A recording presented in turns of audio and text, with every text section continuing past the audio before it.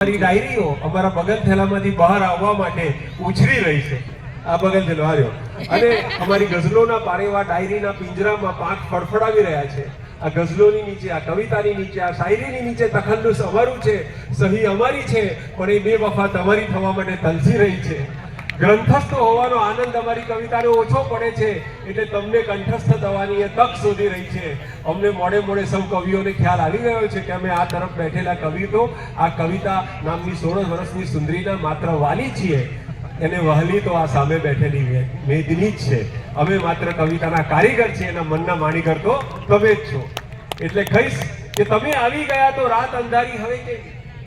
આ તો જળાહરા થઈ રહ્યું છે કે તમે આવી ગયા તો રાત અંધારી હવે કેવી. હવે દીવાનગી છે બસ સમજદારી હવે કેવી. ગમી જો જાય જો તમને તો આ મિલકત પણ તમારી છે, કે ગમી જો જાય તમને તો આ મિલકત પણ તમારી છે. સભા વચ્ચે મૂકી દીધી ગઝલ મારી હવે કેવી.